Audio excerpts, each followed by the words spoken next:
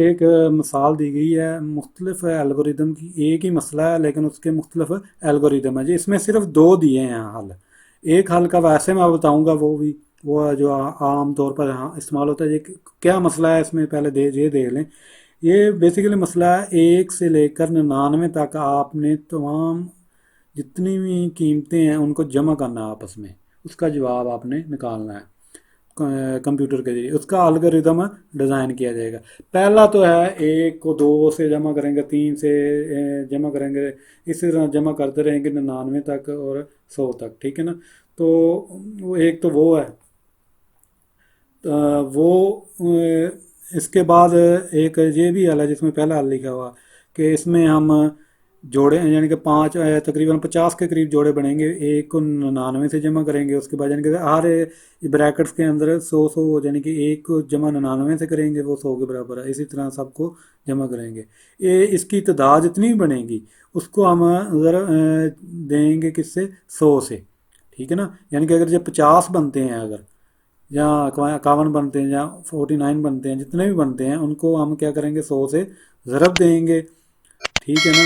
उसके बाद इसका क्या होगा, उसको 50 पर से जमा करेंगे, उसके बाद उसका जवाब आएगा। इसके बाद जो दूसरा हल इसमें बताया गया वो एक फार्मूला इस्तेमाल किया गया है कि एन ब्रैकेट के अंदर है n/1/2, यानी कि इसमें n कितना है, 99, ठीक है ना। 99 और 99 जमा एक है, एक ये हल है।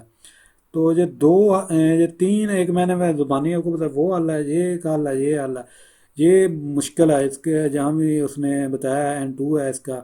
तो इसमें सबसे बेहतर हल जो मुझे लग रहा है वो ये है, ये दे ले, एक ही लाइन में है कोड, ठीक है ना। एक ही लाइन में कोड है, ये दूसरा हल है। और मेरा ख्याल है ये टाइम भी कम ले रहा है, ठीक ठीक है ना। आपस में जमा हो रहे हैं तो है ना। तो ये मरला, इसमें मराहल भी कम इस्तेमाल हुए हैं, और इसने क्या कहते हैं कि मेमोरी भी कम ली है। तो ये दूसरा जो हल है इसका वो बेहतर है। ये ऊपर लिखा हुआ ना कि दूसरा मराहल में से हल N2, दूसरा N2 मराहल में इस मसले का हल वो है ये पहला हल, ठीक है ना।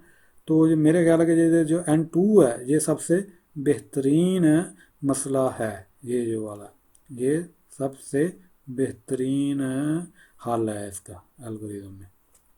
अच्छा, इसके बाद हम एल्गोरिदम और फ्लो चार्ट में फ़र्क। एल्गोरिदम फ्लो चार्ट के दरमियान फ़र्क सिर्फ एक कहानी और एक फ़िल्म के दरमियान फ़र्क होता है। यानी कि एल्गोरिदम आपने अगर वो कहानी पढ़ ली है, ठीक है ना। मिसाल के तौर पर एक कहानी अगर दुल्ला भट्टी है, ठीक है ना, अभी नाम मैंने उसका पढ़ के आया था, मैं देखा था दुल्ला भट्टी। अगर आपने कहानी पढ़ी है तो वो समझे एल्गोरिदम है एक किस्म का। अगर वो आप वही है, अगर कहानी को आपने अगर फिल्म की शक्ल में देखा हो तो तो वो क्या होगा, फ्लो चार्ट होगा। इसमें आपने ये है, आप देख लें कि कहानी आपको इतनी नहीं समझ आएगी। अगर आप फिल्म देखेंगे तो आपको उसकी समझ आ जाएगी जल्दी कहानी से। ये ही फ्लो चार्ट और एल्गोरिदम में फ़र्क है। समझ तो आ जाएगी दोनों की, लेकिन अब जो तस्वीरी शक्ल में होगा उसकी समझ जल्दी आएगी। अच्छा, फ्लो चार्ट के फ़ायदे, बनाना आसान है, ठीक है ना। मसले को हल करने में आसानी पैदा करता है, ज़ाहिर बात है। गलतियों की शिनाख्त करने में आसानी पैदा करता है, यानी कि इससे शिनाख्त जल्दी हो जाती है। एक मरला से दूसरे मरले तक फ़्लो या बहाव का मुशाहदा करना आसान हो जाता है। ज़ाहिर बात है, फ़्लो लाइनें इस्तेमाल हुई होती हैं, उसे फ़ौरन पता चल जाता है कि इसका बहाव किस तरफ है। इसके अब नुकसानात, फ़्लो चार्ट के नुकसानात। फ़्लो चार्ट बनाने के लिए ज़्यादा वक्त दरकार है, ज़ाहिर बात है। जो चीज़ आसान हो वो टाइम तो लगता है तस्वीरें वगैरह बनाने पे। उसके बाद है हर मरतबा फ़्लो चार्ट में तरमीम आसान नहीं है। ये भी है क्योंकि तस्वीरें हर दफ़ा मिटाना, उसे दोबारा बनाना कोई आसान काम नहीं है। ये भी होता है कि अगर आप एक अलामत ख़त्म कर रहे हैं तो उसकी जगह दो अलामतें अगर बनानी पड़ जाएं तो ये मसला है इसमें। अच्छा, ये बहुत बड़े मसले के हल के लिए मुनासिब नहीं है। अगर हमें बनाने के लिए दी जाए एक ऑपरेटिंग सिस्टम, कि आपने ऑपरेटिंग सिस्टम बनाना है कंप्यूटर का, अब उसकी कोडिंग ही लाखों लाइनों पर मुश्तमिल होती है, बल्कि करोड़ों पर। तो उसका अगर फ़्लो चार्ट बनाया गया तो वो तो मेरा ख्याल है फ़्लो चार्ट के जो सफ़हात हैं या फ़्लो चार्ट्स हैं वो भी करोड़ों तक जाएंगे, ठीक है ना। मिसाल के तो एक अलामतें तो 4 5 6 आ जाएंगी ज़्यादा मैक्सिमम एक सफ़े पे, जबकि कोडिंग की तो 20 25 लाइनें आ जाती हैं। तो इसके अलावा उसे एक एक को देखना बड़ा मुश्किल काम है। तो एक ये भी है कि बड़े मसाइल जो हैं उनके लिए फ़्लो चार्ट नहीं बनाया जाता। अब आगे एल्गोरिदम के फ़ायदे। ये आसानी से लिखा जाता है, लिखने में आसान है तो, लेकिन समझने में थोड़ा सा मुश्किल। अच्छा, एल्गोरिदम लिखने की तकनीक समझना आसान है ये क्योंकि फितरती ज़ुबान में लिखा जाता है, इसलिए इसे समझना आसान होता है। इसे सिर्फ प्रोग्रामर ही नहीं समझ सकते, बल्कि जो मैथमेटिक जो रियाजीदान है वो भी आसानी से समझ लेते हैं। अच्छा, बड़े मसले को हल करने के लिए एल्गोरिदम में मददगार होता है। ये बड़े मसाइल जो हैं वो लिखे, हल ही उनका जो हल है वो एल्गोरिदम में ही लिखा जाता है, फ्लो चार्ट में नहीं लिखते। अच्छा, इसके नुकसान भी हैं सारे, मतलब कि जिस चीज़ के फ़वाइद हों उसके नुकसान भी तो होते हैं। मौजूदा एल्गोरिदम में हर बार तरमीम आसान नहीं होती। इसमें तरमीम की तो जा सकती हैं, उससे ज़्यादा हो जाती हैं फ़्लो चार्ट से, लेकिन मिसाल के तौर पर अगर आपने एक लाइन ख़त्म करके अगर 20 लाइनें लिखनी हो वो तो नहीं होगा। 2 3 तो आप उसमें एडजस्ट कर लेंगे, लेकिन 20 के करीब अगर लाइनें आ जाएँ कोड की मज़ीद वो नहीं ऐड होंगी जहाँ।